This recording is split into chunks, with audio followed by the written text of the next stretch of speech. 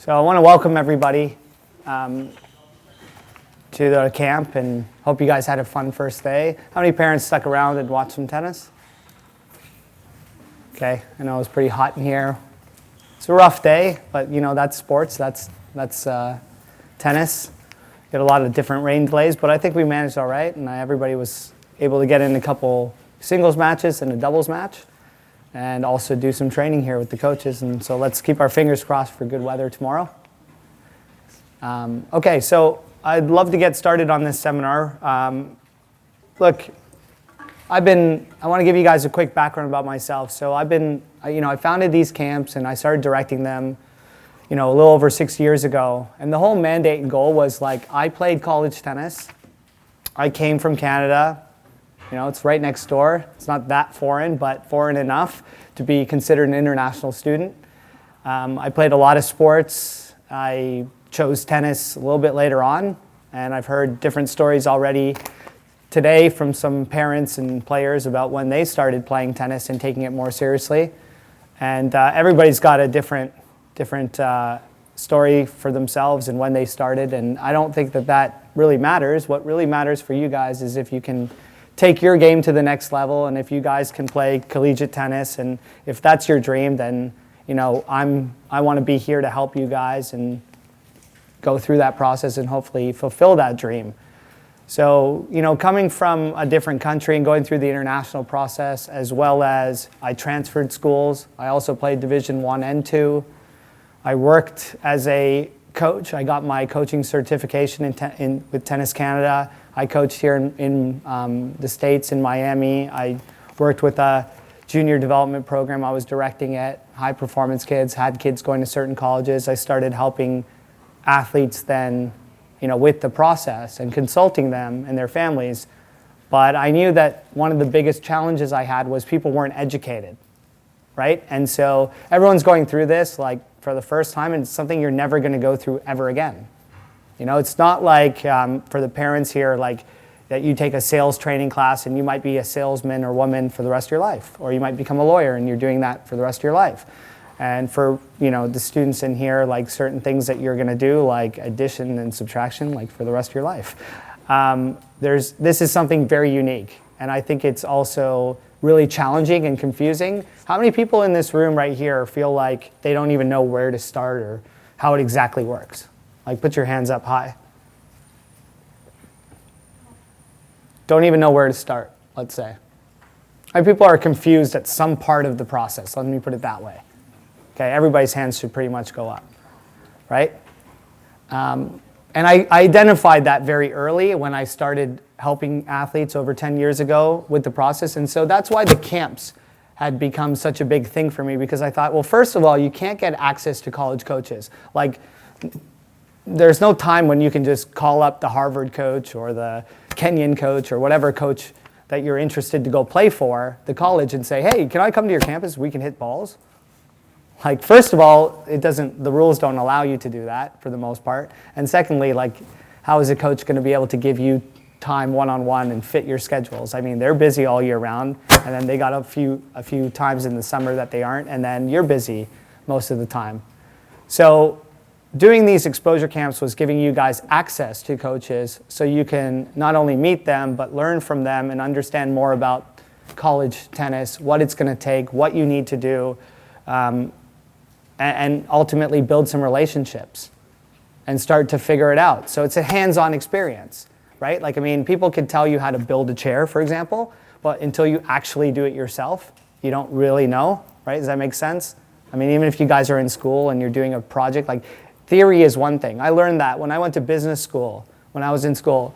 It's all about supply and demand and economics. And it all sounds great in theory, but when you actually go to the real world and you do something, it's not that simple. It's until you actually go into an industry. I know that when I was growing up, and I was in school, I thought I wanted to be a hotel manager at one point. So I went and worked at a hotel. I did an internship. And after 3 months, I was like, this is nothing what I thought it would be like. I also almost didn't go and play college tennis because I thought I wanted to go to school in Canada because I got into a really good program and do kinesiology. And then next thing I know, I came to the States and I thought it'd be all right, but it was nothing I really thought, and it was more than I expected. It was a totally different experience in a better way. And it led me to what I do today. And so I think everybody sort of goes through those growing pains. Why I wanted to bring players and parents together this time. Last week we were at UPenn, and I did just a parent seminar. But I want to bring players and parents together because after I did that seminar, my staff and I were talking, and it's like, there's some things that I think are really important to be discussed as a family. So one of the things I do when I work with a family is I say, this is a family process, right? Because if you're starting at 15, 16, 17, 18 years old, like you guys are still needing help in certain ways. Your parents are probably paying for your school if you're going to go to school and pay for it or pay a portion of it, whether it's some scholarship or not. They're going to help you make the decision, which is fine because you're relying on them. They're your family. This is like the biggest decision you guys are going to have to make, like at this time in your life, and maybe the next one when you get married, if that, and so it's important, and you want to trust your coaches, your parents, your brothers and sisters, if you have them. So you want to make it a family decision. And I think that some of the disconnects that we have is where the parents and players, like your children, you guys don't see eye to eye sometimes. And I think there's some things that are happening that I realized when we had some downtime where I got to spend time with just the players at my last camp, and I asked them certain questions like, who does your tournament scheduling? And about half of them put their hand up and said, I do it. And the other half said, my parents do it. And these are players that are, your guys' age, grade 9, 10, 11, 12. Like, that is alarming to me if your parents are signing up for your tournaments. As much as it's alarming that they're telling you to come to these events or going to school, going to practice and all that stuff. Because desire is a big part of reaching the next level. And I think if we want to be realistic, because a lot of people in this room might want to be a college tennis player, but do you really know what it takes to be a college tennis player? And so these are some points that are really, really important that I want everyone to be here to discuss, and I think that it doesn't get discussed enough.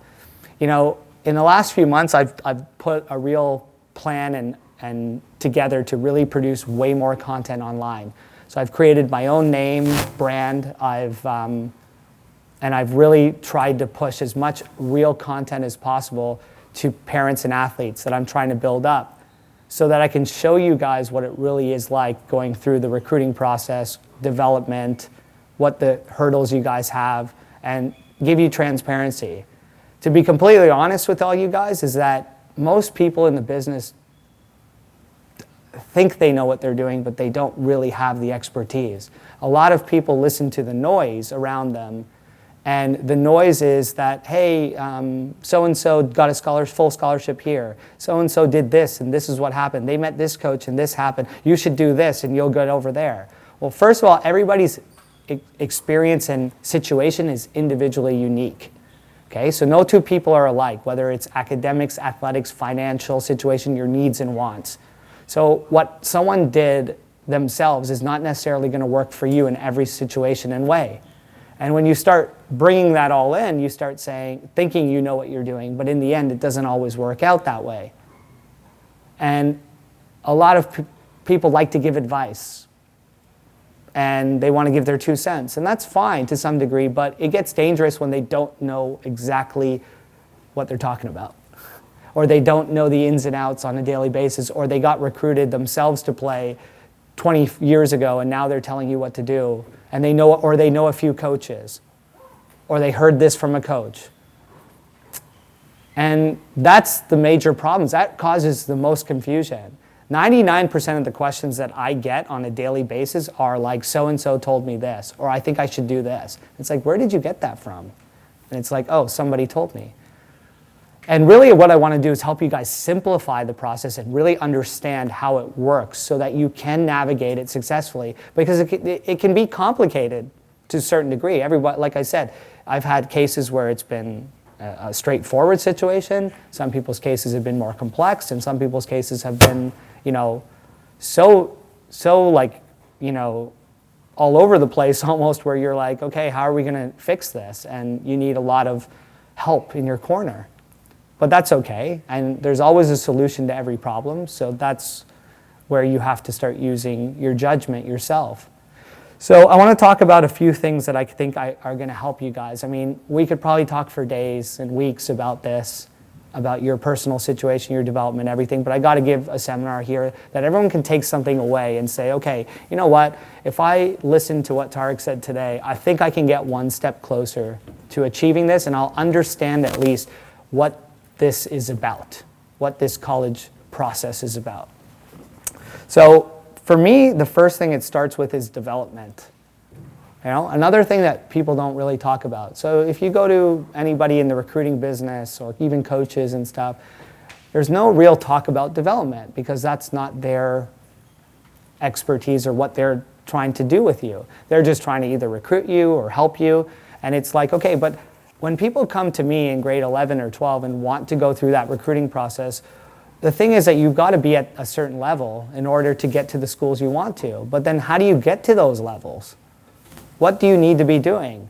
So like personally, I take a lot of interest in development, just trying to explain to people what that means. And especially I've gone through it myself as well. So it's like, okay, I need to be a certain level athletically and academically by the time I get to, you know, my junior and then senior year. And of course, everybody develops a little bit differently, and there are windows of opportunities where you don't have to be right at the certain mark by a certain time. There is leeway where coaches will recruit over the period of time. But the main goal is, well, how am I going to get there? And people generally fail to make a plan. So let me ask the parents in this room a question. When your child's gone through, 8th grade, 7th grade, 8th grade, 9th grade, you guys are in high school, how many people assess, or parents send your kids to an academy or a coach and train and look at every quarter, let's say, how well you're developing, like trying to look at some of your results and evaluating that? Put your hands up if you do that. Like really do that. Not just, oh, it looks like he's doing better. A couple people. Okay? Every quarter. How many people do it twice a year and try to, do some sort of analysis on, is this working well for my son or daughter? How many people don't do it at all? Put your hands up, please. I think everybody should be putting their hands up since no one else only a couple people put their hands up, right? And so what I'm trying to get at here is that, if you want to get somewhere, right? You've got to have a plan, and you've got to assess how that's going. Are you trying to, if you're trying to improve your game, what results are happening? In life, right, we don't pay people for the time they spend. You pay somebody to get you results, right? And so, if you girls are sitting here, I couldn't care less if I was your teacher and you studied 2 hours for the test and you got an A, or whether you studied 20 hours. I'm just looking at, did you pass the class? Did you understand the material? And so because of that, everybody's situation's different. And we have to do the same thing in sports, is you go out and you're training and you're relying on some coaches to help you navigate, and you're seeing, okay, am I improving? Do I feel like I'm improving my game? And first of all, it's feeling it and feeling like you're working on stuff with your coaches, seeing the improvement, and then does it actually translate into my matches and play? And is my level increasing? And that is the way to start your recruiting, because we have tools, we have statistics now that can help us. And we talk about tennisrecruiting.net, universal tennis rating. Who doesn't know what tennisrecruiting.net or universal tennis rating is? If you put your hands up, I can explain it. A few people?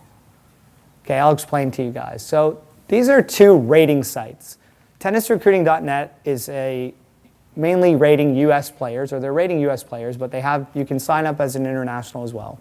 But if you're a U.S. player, you're getting all the tournaments that you're playing that are USTA and ITAs and so on are being input into their system, and they're showing you the matches that you've played and the results you've had, and they're computing a rating for you out of stars. and then it shows your national ranking in the country and your regional ranking and so on. They also give you a lot of great information on what's happening in college tennis. So consider it like your Bleacher Report or your ESPN, but strictly for college tennis. It's telling you who's signing, where they're going, who's had the top ranked recruiting classes, to success stories, to articles I write for them, for example. And they'll share all kinds of content for you guys that can help you as you're going through the process and developing your game. UTR has become a pretty big household name over the last years, and the reason why it's become popular is because tennis is an international sport. It's not just played here in America. Kids play all over the world, and one of the challenges that college coaches have is that they cannot always evaluate a player without knowing how they rank against everyone else. And so what UTR has done is they've said, look, we also have an algorithm, and we're using it to 2 decimal places, and we're trying to get as much data from all the tournaments around the world that junior tennis players are playing, and we're putting that into one system so you can have a better idea of where you stand against the world competition, which is your university college competition to get recruited. Now, one of the things that people need to understand, and that I talk a lot about lately, is these rating systems and rankings are not the end-all be-all, okay? College coaches, one of the reasons why it's such a big advantage for them is because in college tennis, the situation is different than in some of the other big sports that you guys watch on TV. So they don't have the big budgets that football and basketball do. They don't have the coaching staff. 1, 2, maximum 2 coaches plus a volunteer assistant. And so it's also an individual sport. So to go out and scout every player that they might want to put on their team, knowing that they might have to go after 25, 50, 100 kids, how can they possibly do that with the time that they have and the money and the resources that they have? Even if they had the money, they probably don't even have the resources to do it. So they rely a little bit more on the matches that you've played. But I'll tell you one thing. Coaches are more interested in the people that you've played against and how you're competing rather than even just the rating. So I'll give you guys a little story. Several years back now, about 5 years back, I was at the Orange Bowl in Florida, and I had this boy that I was helping, and he had a unique situation. He struggled to play tournaments and to get to them with his situation. He played the clay courts, boys' clay courts in Florida, made the round of 16, had a really good run, but was under the radar. And coaches knew him but didn't really know him, and especially at the higher level. And he really had great talent and ability, and great results. So especially recently. So I went around and I was talking to a bunch of my coaching friends, and I said, look, you guys should be looking at this player. At that time, there was only tennisrecruiting.net. So you'd like to think that whether it's UTR or tennisrecruiting.net, they're going to go ahead and look at his rating and be like, oh, you're a 4-star or 5-star, or you're a 10.0 or 10.25, and then it's like, no, I don't want him or I do want him. And it's like, it doesn't work like that. Every coach that I'd went to would open up that player's tennis recruiting profile and just scroll right to the bottom where all the matches were and look at all the players that he's played against in the last 3 months and said, oh yeah, I know this kid because I'm looking at him too. I know this kid, I know that kid. Wow, he had a win over that kid? Wow, that's pretty cool. Because if you're in the right vicinity of the type of player that coach is looking for, they want to see how you compare against those players. And if you're competing well against them and you're playing there and you're having success, then they will then make the trip to come see you. And so a lot of people are worried about their rating. And they have to understand that your rating is also a reflection of your success, right? So like the way universal tennis and tennis recruiting work is that if you win a lot, you're going to have a higher rating and star value. If you don't, it's not going to be as high. And where we kind of get confused is that sometimes we say, well, I'm a 2-star, but I should really be a 4. I'm a 3, I should be a 5.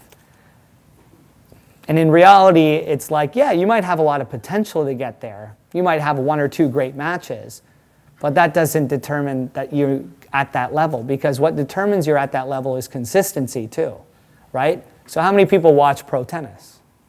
A lot, right? How many times have you seen a player outside the top 10 beat a player in the top 10? but is ranked 15, 20, 30, 40, 50 in the world all the time at tournaments. But the reason why they're not top 10 is because they're not consistently getting deep into the draws and winning. And that is often the difference. And so, I understand the struggle. Look, we all want to get to the best school possible, and we all know that the top schools that everybody wants to go to is looking for the best athletes that can have that success. But the real thing that we have to understand is that we can't all be those people. And so if we can't be that person and that special 1% of the population, where else do we fit? Where does everyone else go? And understanding that there's a great opportunity for us at a lot of different schools that we might not even heard of or know. And if you're just focusing on those schools that are maybe out of your reach, then you're not spending the time on looking where you should go, and those chances may pass you by. So that leads me to education. I think the more educated you guys get in this process and development and getting your game up and understanding the rules and the requirements from these universities, the better prepared you're going to be. The more motivated you guys are going to get as well. There's many kids I talk to at a certain time, usually, and then around grade 10, grade 11, and then they just switch on and they say, wow, I got to be there. I'm going to do this, this, and this now. And it's possible to do that and work your way up if it's within reach, but why not take it one step further and say, let me start that right from the get-go. Let me be the best player I can be by putting in the time, being disciplined, building a game plan, looking at my results and assessing what I can do better to achieve those results. And then be really happy with where you guys end up. And I think the expectations from the parents and from the players here has to be realistic. And especially the parents, this is for you guys. I do come across a lot of kids that don't feel like they're good enough sometimes because the expectations are too high. And I don't want to be here telling you guys how to parent. I am a parent now, so I do understand, my kid's in soccer class now. He's almost 3 years old. Every time he kicks the ball, I think he's going to be Ronaldo one day. So I get it. I understand that we have a lot of pride in our kids and that we're going to think they're the best. But I think the best thing we can do is let them be the best version of themselves by helping them. I think my parents did an exceptional job, maybe by default because of my situation. My parents were immigrants. My dad traveled a lot. He didn't have the time to necessarily come to every tournament and match with me. I had to do it on my own. But I'll tell you one thing, that there's a few things that determine sort of good from the great players. And that's, if you really love tennis, right? I think a lot of people like tennis, but very few people love tennis or their sport. And if you love it, there's a little bit difference in what you're going to achieve. You're going to sacrifice a lot. You're going to go the extra mile. You're never going to leave that court. You're going to do whatever it takes to be the best version of yourself. And it's okay not to love it, but to like it, but to understand that and then be content on where you're going to end up. And the same thing goes for academics. There's a lot of kids that really are high achievers that won't take anything but perfect grades or straight A's. And there's students that they just aren't that into it. For me, I wasn't a great student. It's not that I didn't have some potential, but I just wasn't that interested. I was more interested to go and sell stuff and make CDs for my friends and sell them and do different things like that. And it wasn't that I didn't value education or my parents didn't. It's just I did what I had to do there. But I really do love sports. And I don't think I do love tennis the way some other kids did, but I really liked it a lot. And so if you know where you guys fit, and as you guys, your children get older, as you kids get older, you'll start to figure it out. It's not something you have to know right away, but it's something that you start figuring out. And so the education will help you guys tremendously. There's so many places you can go to learn more, especially on the facts, like, the NCAA websites, the NAIA, knowing the leagues, like, they're straight facts. You can go anywhere that has current information. Just make sure you're getting current information on 2019 data, or as close as it is to that year that they've collected data, and understand, how many scholarships there are and in each division, and how many players they have on their team, and how it works, and what the rules are with communication. There's so many facts out there that you can start to understand to know when you should be, what you can do and when and where. And then following tennis recruiting, like, I think it's got great value in the sense that they're always telling you about the stories that are going on. There's a group of people that write, that have experience, just seeing what events are coming up, tournaments, seeing where you compare to the rest of the American population. There's so much in there that you can get. And that's why I started producing some content. Like, I really truly hope that you guys will start following what I'm doing, because I've committed to do that, and because I'm trying to give you guys a real perspective outside of the stats, okay? Outside of just the pure statistics that you can read about, because it goes way beyond that. And that's where the real information and transparency comes. Most people will not give you that, and I think it's a touchy subject sometimes, because, you have on one side the coaches, and they have their mandate, and on the other side you have the players and the parents, and everybody's trying to work out a deal, right? And you're trying to get the best deal, and they're trying to get the best deal, and it's a business. These coaches need to recruit the best players for their teams so that they can win, and if they win and they're successful, then they keep their job, and if they don't, they lose their job.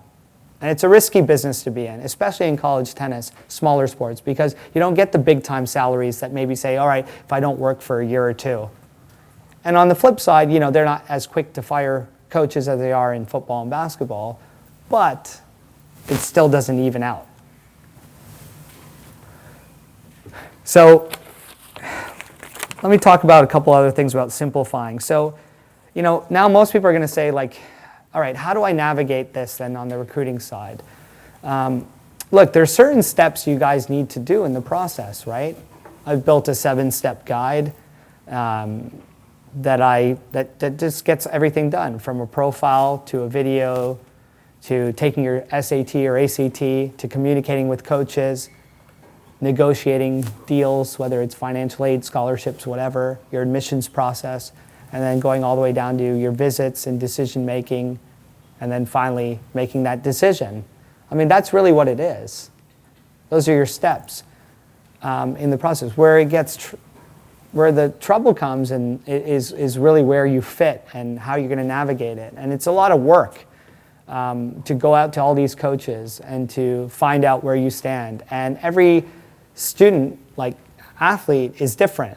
Some of you guys are going to have no trouble communicating with coaches and just talking to them, and that might be a skill of yours. Some players might not have that skill and be like, what do I say? What do I do? Some of you guys might be really good at being organized and putting a list together and all the coaches' information and writing what they're saying. And some of you guys may be terrible at that, and then you don't know where you stand. And then understanding the intricate portions of each division and all that. And that's really where it gets all mixed up. So, what I really recommend that everybody does at some point is they evaluate that, and they may get that evaluated by somebody or some company that can help them with that. That can say, okay, this is where you're at, this is what these types of schools you can look at, and then is my game plan, what can I do from there? If you set yourself up with a plan and understand where you're going to pivot, then you're going to be really better off as you go through the program, right? As you go through the process, you will have a much better understanding of where you fit. And so that's really the number one thing that you need to do. And all that stuff to me is like paperwork in some way. It's staying organized, communicating, all that stuff. And that's not the challenge. The challenge is really in the part of where do I go and can I achieve where I need to go, and what about the options I have, and then keeping an open mind and starting to realize that there are a lot of schools out there and there's a school for everyone. And I think one of the biggest challenges for a student athlete is certainly, am I willing to possibly sacrifice a certain level of academic school that I can get into academically, like through admissions, to maybe not be able to play for that tennis program? And that's a big challenge that I think parents can help a lot with.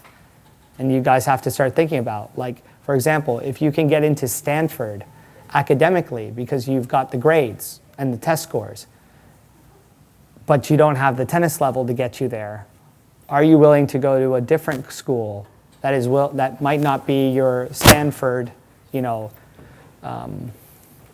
or what you consider to be the highest level of your academics, to go play tennis, right? And so everybody's different. Like for me, like I said, I wasn't a great student, but like even if I could go to one of those schools and I couldn't play tennis, like for me that wasn't good enough. I thrived academically because I had my sports element there, right? And there are players like that need that, and say, look, like I'm not going to be ultimately happy. I've worked so hard all my life, and for me my dream was to play college tennis. I'm going to go play there, and I'll sacrifice going to a school like that to go somewhere else that may not be the same standard, but still going to challenge me, and I'm going to go do that and be a student athlete and enjoy that rewarding career.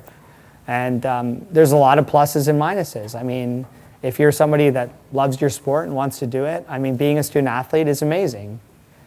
It's an ultimate experience. It's a competitive edge, I think, over the regular student. You really learn how to face adversity, manage your time.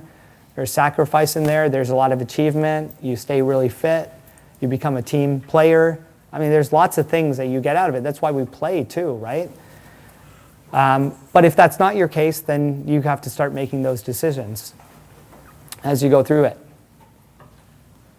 So, I want to conclude here and leave the floor open for questions, because I know that questions they're hugely popular in these type of settings, and I want to answer those questions. But what I want to give you guys is a quick background on what I believe is going to help you become most successful and maximize your potential. How can you maximize your potential? How can you reach the goals that's for, that you've got everything out of yourself? Because like I said, everybody's a little bit different. Not everybody can be number one in the world or the best player on their team or whatever it is, but you can certainly be the best version of yourself. And then if you get there and you can get to the collegiate level, then I think that's success in itself. So I'm going to leave the floor for some questions and hope I can answer them for you guys, and we can get some communication here. So, all right, let's start over there. What do you think is the biggest difference between parents and kids that are playing in terms of what area is the biggest gulf of understanding between them? The misunderstanding? Yeah. Where the parent wants your child to go versus where the kid may want to go, or what they want to do with their tennis and academics and social life.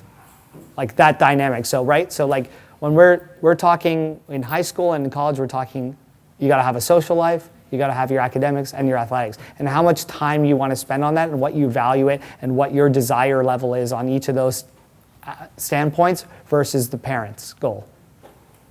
And that's usually bumping heads. And where a lot of kids don't want to face that and say, I don't want to tell my mom or dad, like, I don't want to be out there every single day. Like, I'm not interested to go to this school. Like, I want to spend more time with my friends, and I just wish that I could play tennis 3 days a week. Or I wish I could spend more time studying, but they want me on the court all the time. Maybe I don't want to be homeschooled. Those are some of the biggest challenge, is those three dynamics, because those are the three most important pieces in your junior career and then in going into college. Because everybody knows, look, like, you can't just do one. Like, you got to have a balance. We're not training to be pros here either. We're not taking that sacrifice. We're trying to get to the college level, and there is definitely, a little bit of a challenge, because you're going for school too, right? So you want to get a great education, but you also want to play your sport. So what sort of takes a hit, like I was saying earlier? How does that dynamic work? And how do you include a social life in there as well? Another question? Yeah. So in D3 schools. Yeah, D3, yeah. So in D1s, they have some scholarships, and they have fractional in many cases. So in D3, how does that paradigm work? Do they have leadership and in lieu of sports scholarships and things like that? So if you Right. Okay. So Division III versus Division I and II. Look, so in Division III, there are no athletic scholarships, right? But that doesn't mean that these coaches aren't trying to win championships. It doesn't mean that they have a less emphasis on athletics. I mean, if we take the top universities, like the top 25, 40, 50 Division I programs in the country, I mean, that is another level, an elite level. But outside of that, when you look at the rest of the 900 schools or so that are there, the Division III schools are still looking to recruit great players. And what's happened in tennis recently, over the last sort of decade, is that more and more families in tennis have realized that, like, okay, I value the education and will forego scholarship money to go to a school that I can have a great academic and athletic career. And even though Division III doesn't offer athletic scholarships, there is financial aid, there are academic scholarships, they're still really hard to come by, the higher level schools you go to.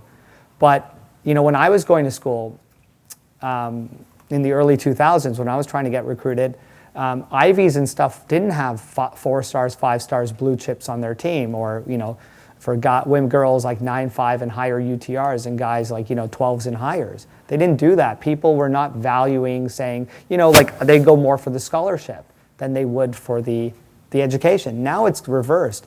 There's a ton of people who are getting full rides or big time scholarships from big time schools like Texas and UCLA and USC and stuff, but are choosing to go Ivy or choosing to go top D3. And so that's the challenge, and that's something that we just have to understand. That's the market right now. So there is a group of people that are willing to do that. And if you look on tennisrecruiting.net, you can look at the last year's recruiting classes for those types of schools. Take like Wesleyan, for example, the women's team who's just won a national title. Look at Amherst, look at Emory, look at MIT, look at Hopkins and all those schools, and compare those also to the Ivies, and you'll see so many, of those top players that are going there as well. Yeah. Hitting on that point of the differentiation, Division 1, 2 versus 3. Yeah. So it sounds like it's not necessarily Division 3 spend less time on tennis courts, or.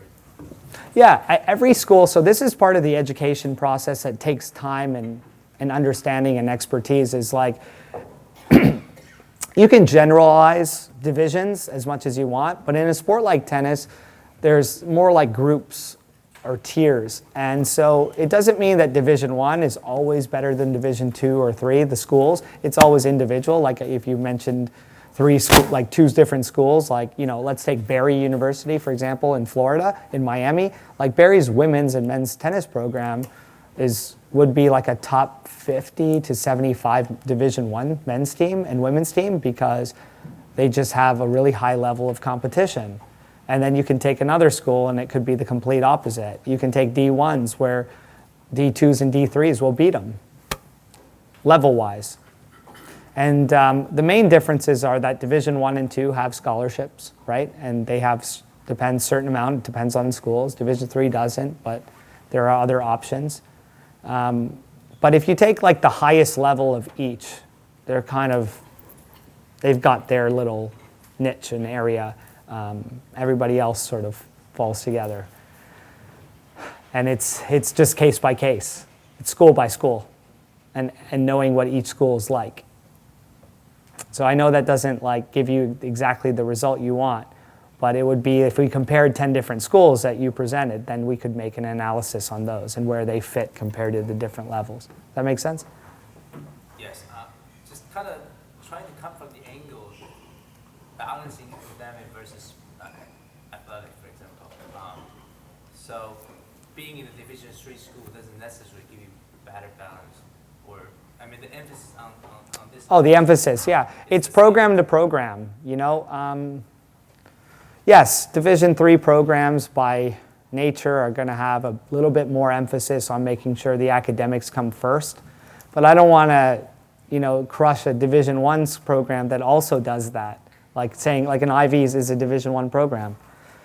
And so they also spend a lot more on academics. I mean, and then you go to another program, like, I don't know. It's hard to generalize them because it also depends on the coach, depends on the school, the athletic director, and what they're looking for. But let's put it this way. Every college, university that your child would go to is always academics first, okay? As much as they want to win and stuff, they know that in a sport like tennis, it's a non-revenue sport. They want to graduate players. They want to see them be successful in the classroom and successful as a student athlete. But if there's ever a problem, they will pull you out before they pull you out of school versus to play a match. They'll pull you out of the tennis to put you in the class.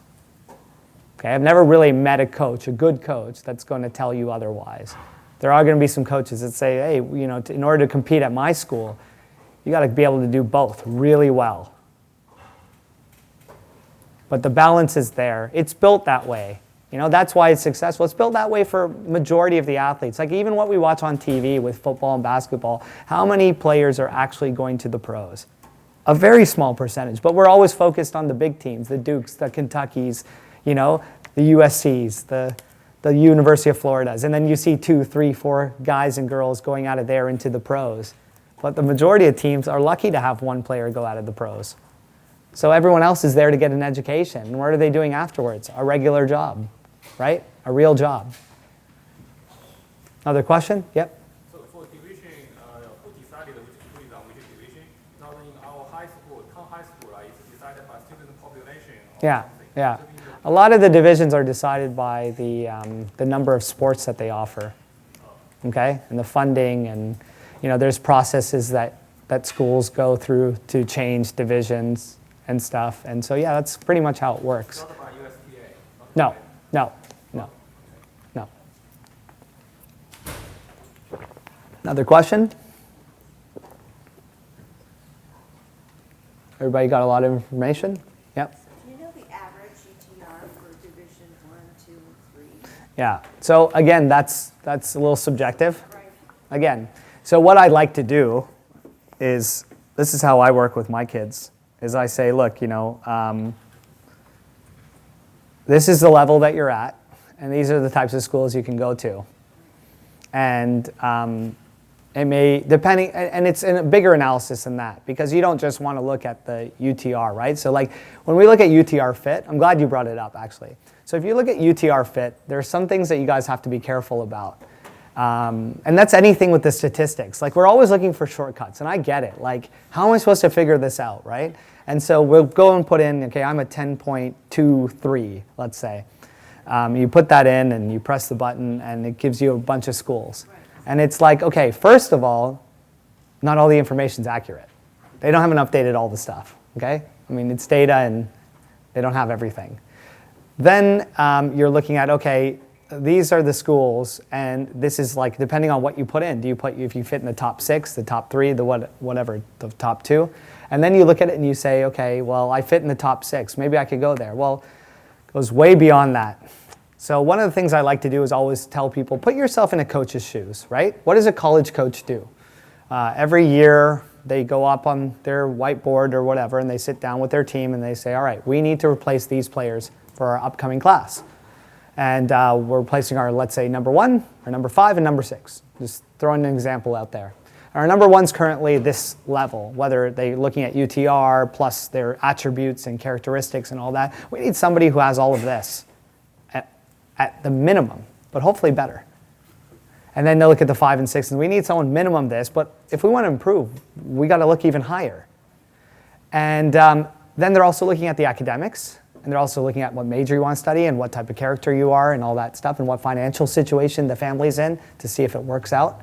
And so when we compute that stuff, we get a list of schools, and we have no idea about any of that other stuff, let alone you haven't even looked at if that school is right for you, if it has the major you want to study, if it financially could fit, all of those other things. Recruiting is way more than just, the level that you play at. That's just one piece of the puzzle. And so that's where, we can get caught up in that. Like, you can understand the companies that are marketing that and want to show you that, and have some use. It has use to you, but it's not going to give you your answer, right? And it's also looking at what those schools are recruiting for their year. So if they're just replacing a couple kids at the top of their lineup, and you fit in the bottom, they can't look at you. And they're always looking to get better. Everyone's always looking to get better. We don't think about that either. So if you say you fit, it's like, you might even want to look and see if you're better. Now, not every team gets to become better. Sometimes they have to settle for less, the same, but they're always looking to try to get that initially. And so that's where work comes into play, like you guys put in the hours and find the people with the expertise. I mean, I think that's why, to be honest, people like me are in business because we can provide you guys that insider information, that expertise. That's just the reality of it. And if you ask coaches, you'll get the information at some point, or you start to understand it better. There's no other way to do it. You've just got to go out there and do it. So then it's like, how many hours is that going to take? How hard is it? And that's the challenge. But coaches don't know kids, right? They start with UTR. I agree with you. They have to have some minimal UTR rating to get into a certain school, right? A minimum rating. Yeah. Yeah, I mean, well, minimum level. So let's not even talk about rating. Let's just say minimum level, like skill level, right? There's some kids like in Spain that don't have UTRs. Coaches still recruit them. But how do they contact kids in Spain? Oh, they have academies and other resources. Kids reach out to them. They have agents that will help them out. Yes, sir. Yeah, go ahead. So what's typically the most realistic time frame when coaches look at prospects? That's always a challenge. Yeah. So you're a rising junior, and you as a prospect are communicating with coaches. What, in your experience, since you've seen this, is a realistic time frame? Yeah, I got a great information for you guys on the recruiting timeline that can help you out. But ideally, you're looking at starting your educational process during your freshman and sophomore year of high school, again, to do the development and get that. And then as you're going into your junior year, most of the colleges from the different divisions will be able to have some communication with you. And that'll start in that summer leading up and into the fall, and then going for that year, 2 years process. Okay, and I have some specific details that I'll send you guys.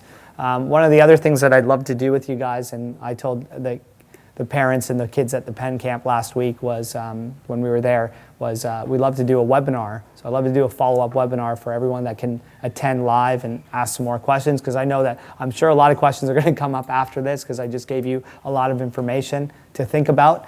And then if you don't get to see it live, you guys can still watch it, and hopefully that will give you guys another more in-depth details of some of the steps in the process and answer your questions. So Lee, how much time do we have left? Oh, 5 or 10 minutes? Okay. Yeah. My question is when you have a student who's academically excelling, there's myths that we've heard from parents, like Yep. that's our resources, we talk throughout these tournaments, and some of them say, well, if you go to certain colleges, they restrict their degree of what they could earn during the 4-year college, being An athlete, yeah. But then in cases where we've gone to colleges, the coaches are like, or the one that we did, he's like, oh no, that doesn't happen at this facility, and they'll sacrifice the game for the kid that the professor wouldn't let him take his final. Yeah. So is that true? I think, first of all, that's the danger zone that you're Right. teetering with when I said block out the noise. And it's like someone's giving you a specific example of a certain somebody that had that situation. Look, there are universities that with their system and their semester system, depending on the major that you're studying, will tell you it will be difficult to near impossible for you to do the sports, the tennis program with that major. So somewhat, yeah, so it can be. It's not very common, but it's possible, depending on if you want to do a certain type of major that takes a lot of time with a lot of labs or a lot of, sessions that are traditionally outside of the traditional student who's doing 12 to 18 hours.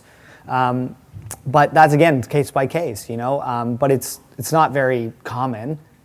And it might be just a unique situation for that person.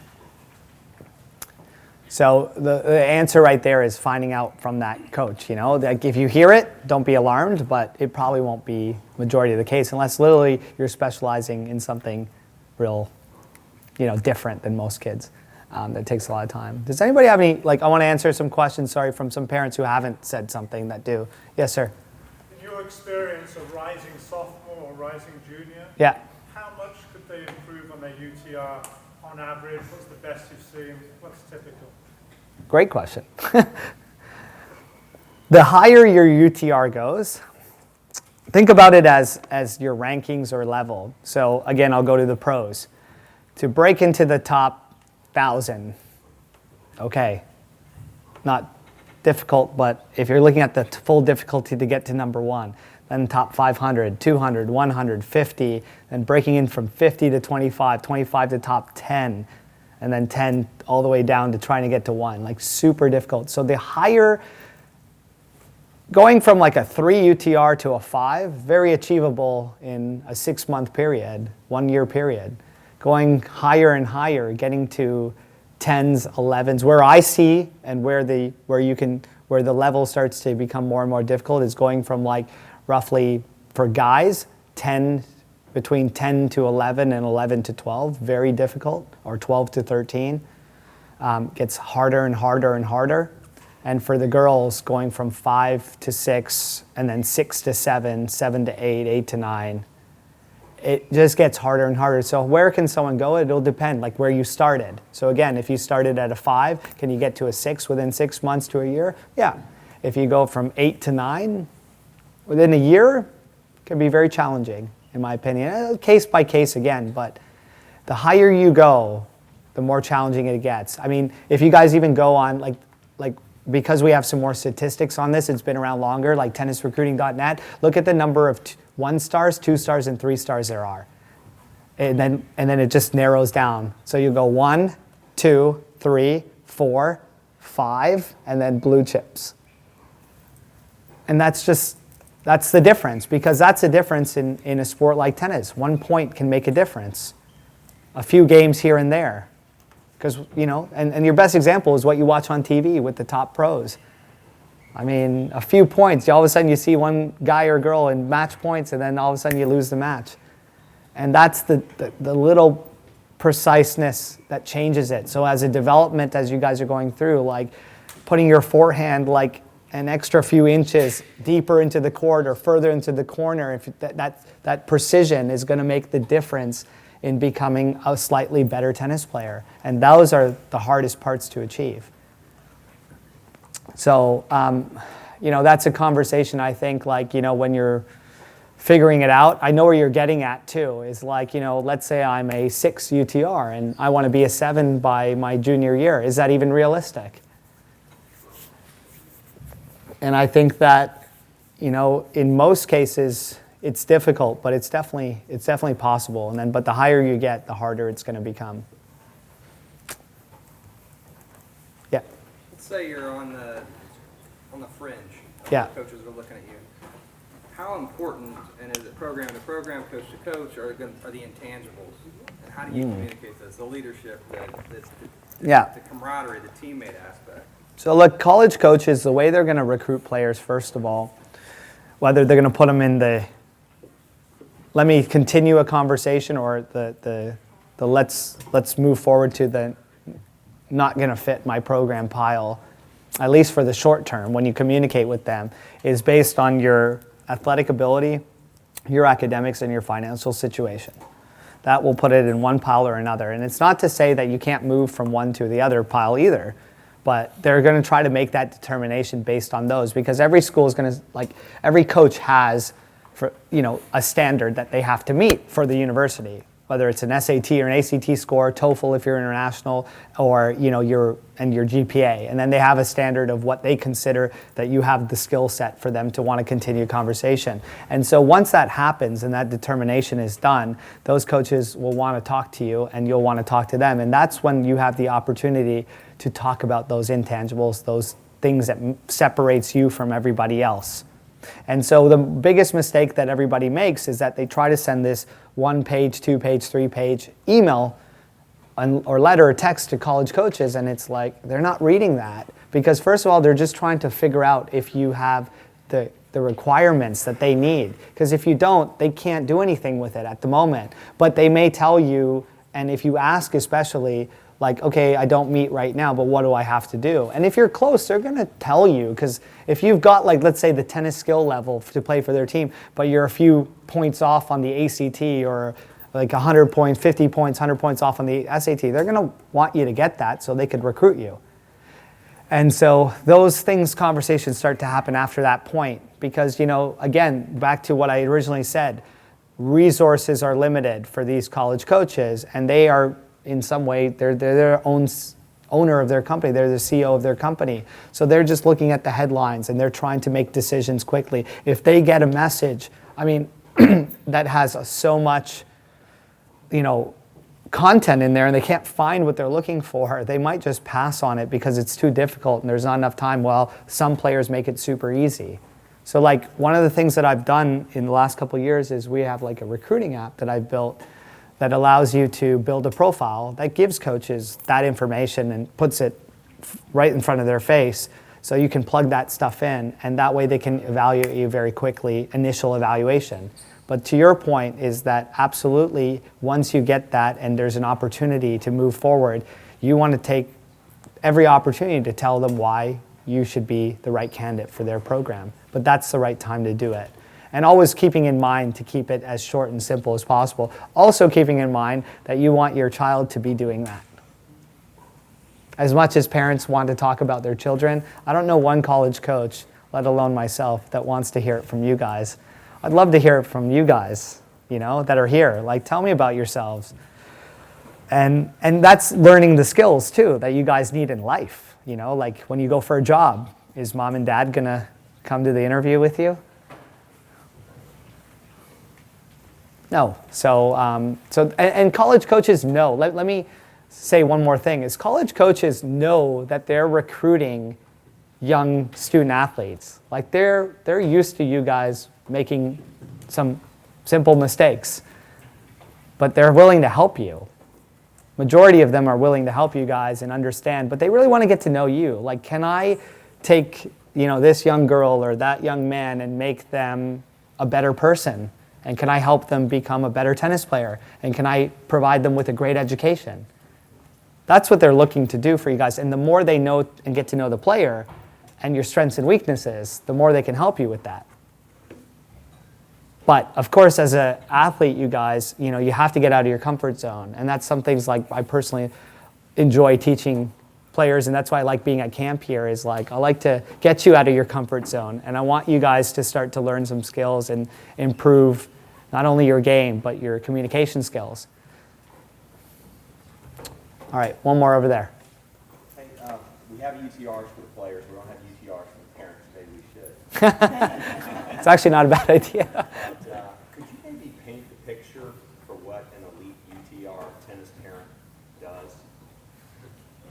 Okay, like what the top players' parents are doing? Not the top players, what you think a great tennis parent does. Oh, fair enough. That's actually much better put. Look, I think a great tennis parent, what they should be doing is they should be your number one cheerleader.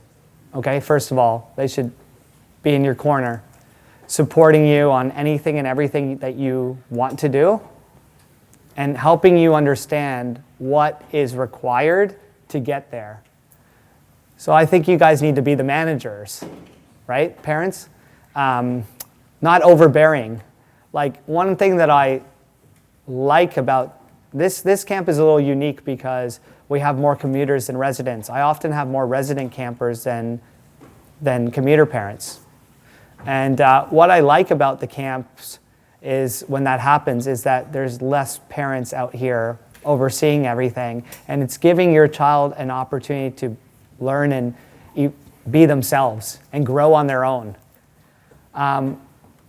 You know, my parents, like I said, in my unique situation, were involved to some extent, but very little. I wanted to go play. I always begged my parents to take me, and my parents were happy to do that. My dad is the youngest of 11 children, and so he, you know, has some brothers and sisters that could easily have been his parents and kind of were. And he always used to tell us growing up that I'm never going to tell you what to do. I'm just here to guide you and give you advice and make sure, you know, that when you do make mistakes, to help you, you know, correct those things, and that you got to learn to fly on your own. And if you learn the skills around you and make those mistakes, like, you'll figure it out. And so when a tennis parent, you know, allowing your kid to, show them if they don't know how, like run their tournaments, help them put the schedule together, but then let them lead it, let them sign up. Let them come to the tournament desk. Let them have their own space. Let them go to practice and develop a relationship with the coaches. Let them learn from their mistakes, because at the end, if you learn from your mistakes, and the more you make, the better you're going to be. The more mistakes you make, the more successful you're going to be. I truly believe that. And I know that we like to, you know, in some way we want to protect your kids from falling and making those mistakes. But I think the ideal parent is doing that. They're letting their kid do it because they want to, and then, again, being their cheerleader. So if you don't want to go, if a kid doesn't want to go to practice every day, it's like understanding, okay, so how much do you like this sport? Like, what do you want to get out of it? And trying to get them to understand what is happening, what they should get out of it, more so managing it rather than being involved in it on a daily basis, overseeing it, and the coach and stuff, making sure they're doing their job. And if they are, let them go do that. I think one of the best memories I have is my relationship with my junior coach. I still keep in touch with him today.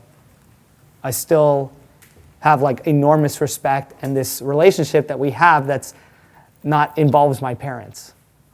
And I still did what I wanted to do. And I think that, like, if some of you guys are doing that and hovering a little too much, being that helicopter parent, like, give your child the breathing room to grow. And I know it's hard, but if you watch to touch on also the better players also, meaning whatever the kids that become the best version of themselves, that maximize their potential, are always the ones that are in charge of their process. It really is like that. I don't care if you're a 3-star, 2-star, 1-star, 5-star blue chip. I've noticed that. I've worked with all kinds of players over the years, hundreds of players, thousands of kids that I've seen. It doesn't matter what level, but the ones that maximize and become their best version is the ones that are in charge and are responsible and are growing themselves, and their parents are involved but kind of in the back seat. I don't hear from them. I hear from the kid. I only hear from them when the money comes in play or when there's important decisions. All right, thank you guys for your time. Appreciate it.